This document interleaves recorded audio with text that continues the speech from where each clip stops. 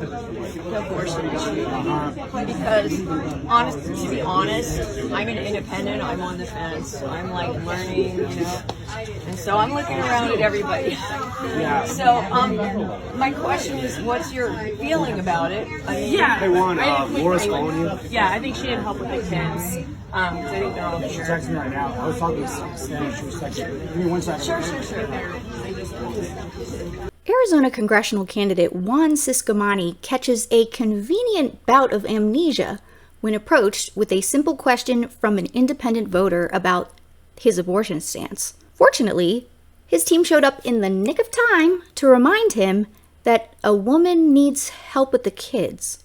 Probably a woman forced to give birth to and raise a rapist kid, as that's now Arizona law, a reinstated 1864 abortion law that only grants exemption to women whose lives are endangered. Why wouldn't Ciscomani be proud of the resurrection of control over women's bodies?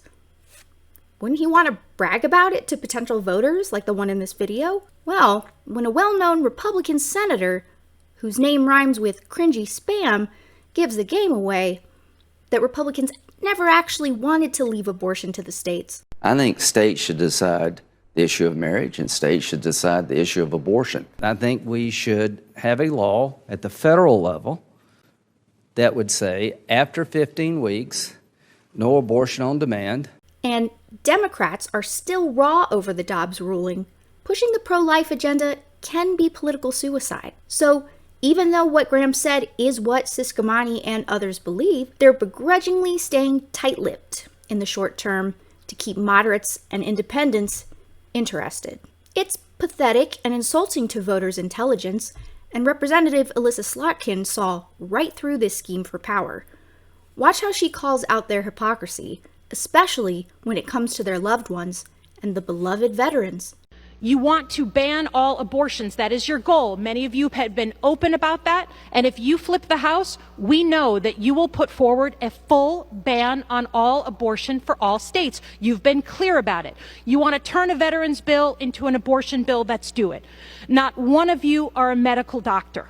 Not one of you. What the VA guidelines say is that if you've been raped or the victim of incest or a medical professional deems that your pregnancy is a risk to your health, the one of 4 women in this country who has had a miscarriage, probably many women in this room, that you are a better judge of who gets to decide the future of their life and not a medical doctor? Who do you think you are? You are politicians. We are all on this floor elected officials and not medical professionals. If it was your wife, your daughter, who is suffering through a miscarriage, are you going to tell her she can't until her fever gets high enough, until she's bleeding harder? That's what's happening in the state of Texas right now. If that's what you want for veterans, shame on you.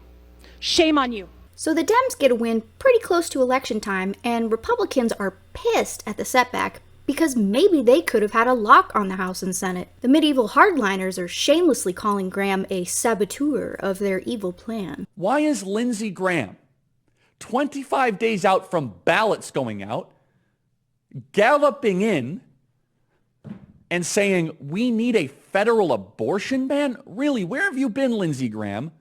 That feels like election interference.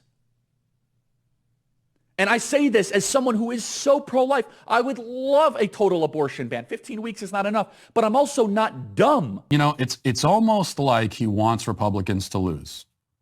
That's the conspiracy theory that I would actually subscribe to here. He wants Republicans to lose. This is sabotage. It's the only way to explain it. But the large majority are cowards. There's a genocide happening in America. Under Roe v. Wade, the federal government recognizes a right to kill babies in the womb. I'm pro-life, but I oppose a federal abortion ban. Abortion is divisive, and Tim Walz is weaponizing the issue. In Minnesota, it's a protected constitutional right, and no governor can change that. And I'm not running to do that. If that's the decision, the court makes it possible for there to be votes at all levels of government and Democratic bodies on this issue. In terms of scheduling, I think most of the members of my conference prefer that this be dealt with at the state level. I visited over 25 GOP candidate websites, incumbents and newcomers, and they're transparently suppressing their monstrous feelings.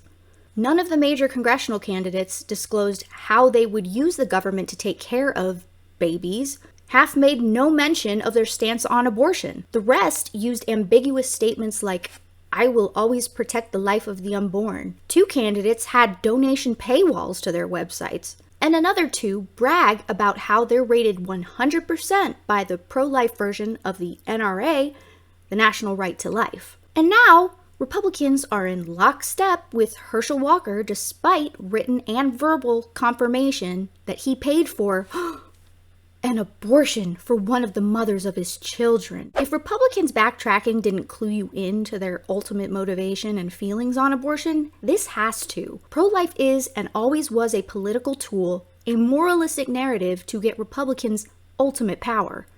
Power to control women's bodily autonomy, where trans kids get to go to school, and who the queer community gets to marry. None of these fascists are obstetricians or gynos. The biggest losers will continue to be women and children, as no one in the GOP gave a second thought as to how they'd help women after childbirth. That'll just become the woman's financial responsibility. That's the worst part, but it sucks that diehard pro-lifers like Lindsey Graham don't lose favor with their voters.